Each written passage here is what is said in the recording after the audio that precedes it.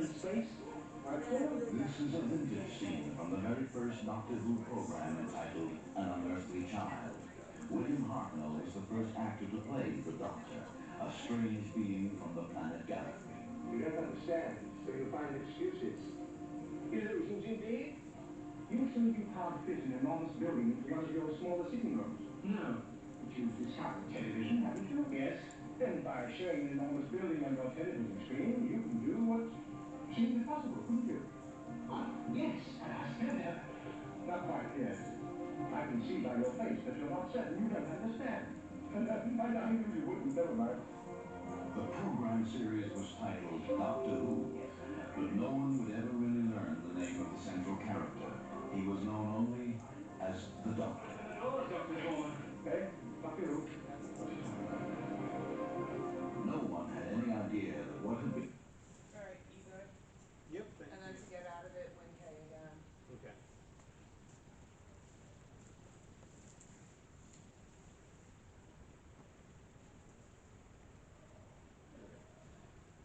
Welcome to Doctor Who on PBS.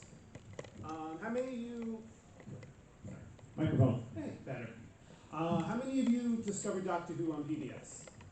Nice. Channel 50 and 21. Nice. If any of you haven't seen Doctor Who on PBS, you probably have been a more recent fan. You know, currently, right now, Doctor Who is in weird state of flux, no pun intended. Yeah, it's in different places, and HBO Max or whatever they call that now is No, they pulled removed it. Yes, they just pulled it off recently, so you can't see new Who anywhere. Old Who now you can see in a variety of different places. Some of the streaming channels. YouTube has a classic channel. Obviously, the new stuff is on Disney Plus. But back in the day, the only place we could see it is our local PBS station, and it was very inconsistent back then. They would show Tom Baker episodes over and over and over again until they got the next package, or the next package was released from the BBC.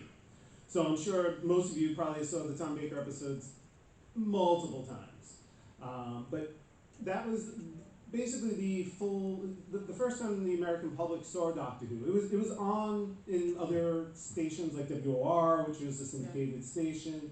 Really, they were only showing John Pertwee's and only some of those. So it didn't really get that popular until it started hitting PBS in the United States.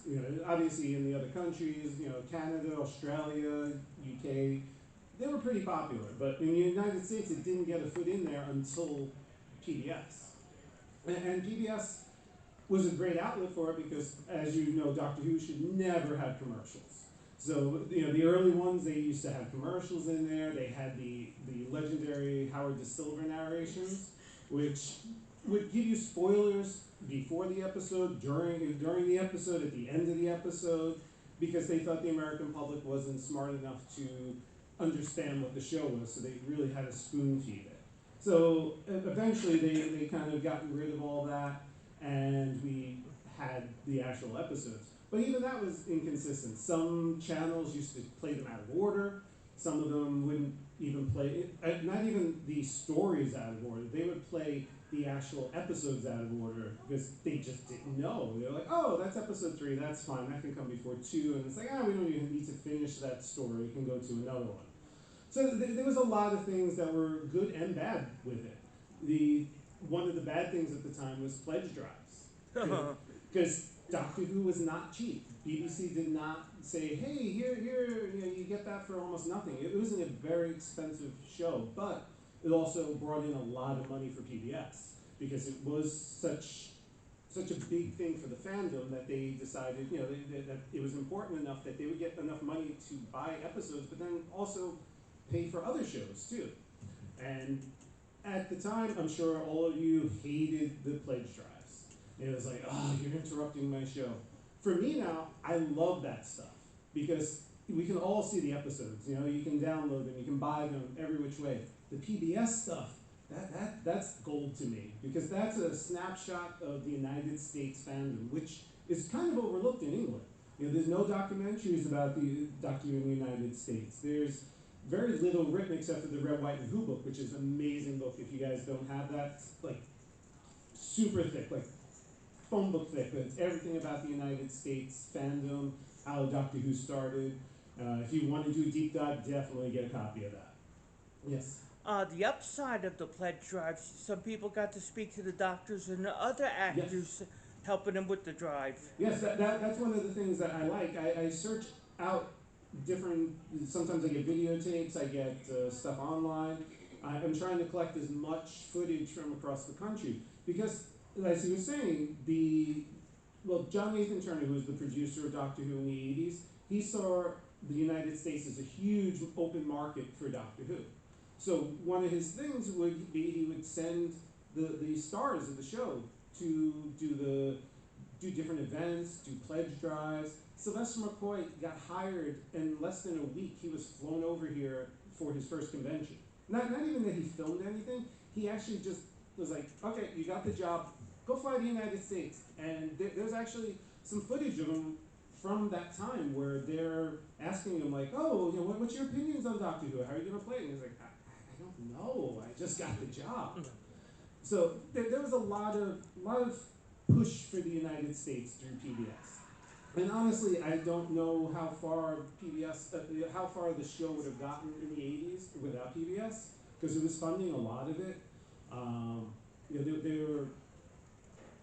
The Doctor Who fandom in the UK kind of waned in the early 80s, and they even put it on hiatus for a bit. Here in the United States, we didn't feel the effects of that because they were slowly releasing things. We wouldn't see the episodes for a year or two sometimes after it was airing in England. Sometimes they would do a special like, oh, here's Time in the Rani, and they would just show it once in a movie length and then not show the other ones for a long time. That was the thing also, that different markets would show the episodes in different ways. Some of them would do one every weeknight, one episode. Sometimes Wednesday. they would do compilations on the weekends. Sometimes they would do a mix of them. There's all different ways. And I grew up in this area, and I had access to multiple channels. I had WNYC in Manhattan, WLIW on Long Island here. Jersey PBS. Yeah, NJN, if I could get the UHF to get that in. Once in a while I would get MPT, the Maryland channel, which was really fuzzy but really far away, but it was always neat to kind of see that. But I'm sure, like most of you, I wouldn't be sitting here if it wasn't for PBS. Right. And right now, there's issues with PBS being defunded and stuff, but we won't get into that. But honestly, that's the thing that brings us stuff that we probably wouldn't have saw. There wasn't that many options back in the day, so we didn't have all the cable channels, all the streaming channels. For me, honestly, my family didn't have cable. I started going on to PBS just because I was sick of all the stuff on channels 1 to 13 or 2 to 13. And I was like, oh, that sounds kind of cool, and I started watching that. Do you have a question? No, I'm saying that I feel really nostalgic for PBS, especially in the 90s. Oh, yeah. Yeah, and it's funny, though, the PBS stations, they even tried to continue on after the New Who started. Some of them started showing the Ecclestons, and a few did Matt Smiths, but it wasn't the same. And obviously, at that point, there was so many other markets for it. You could see it on BBC America or Sci-Fi Channel, depending on the time. It was available on Blu-ray, DVDs and Blu-rays eventually, so it wasn't the captive audience as it was back in the day. Again, with the footage that I like finding is because you see Patrick Troughton. He didn't do many appearances, but he was in New Jersey. He showed up on NJN. He had pretty much every major current actor at the time in the show would show up. I think Bonnie Langford's one of the few that didn't, but Colin Baker used to show up. Peter Davison, all the companions.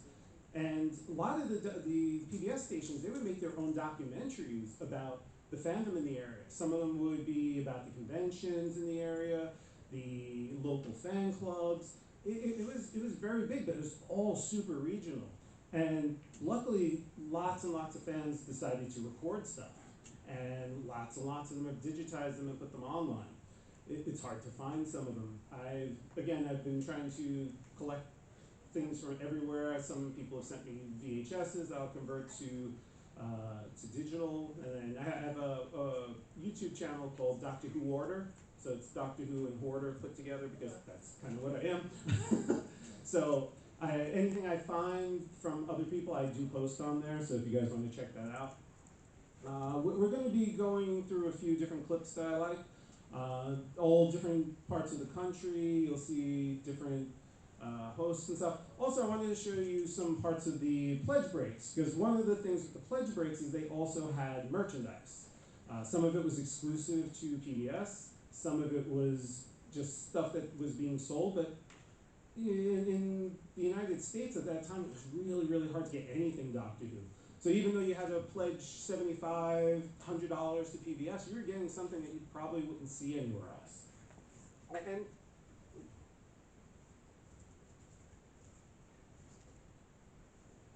And they even went as far as having catalogs out. So this is a Lionheart, which is the second distributor of the Doctor Who in the United States. First was Time Life. They actually had a merchandise catalog for all the different things you could get. Some of it was the same things you could get on PBS, but there's also a lot of stuff that never showed up in England because it was made specifically for this country. Sounds like pre-Amazon. Yeah, Enough light to see the thing. sure. Is that better? Yeah. Okay. They also marketed it in different ways. They had things in Variety. They had different marketing materials that were sent out. This one's a slightly rare one where they go through all the different doctors, and if you notice it looks very similar to the Home Whovian VHS that came out around that same time, which was a production from NJN, where they interviewed John Pertwee and a bunch of other ones, and they compiled it, and I think it was probably the first VHS that was in the United States. Definitely was the first Doctor Who VHS I ever bought, and I watched it over and over again. But that was just a compilation of interviews that they did over the years from the channel. The Real-Time Pictures, Keith Barnfather, who's usually here, has been here the last couple of years, he actually has that available on his site too, as well as a few other of the documentaries from PBS. So let's get into some of the clips that I have.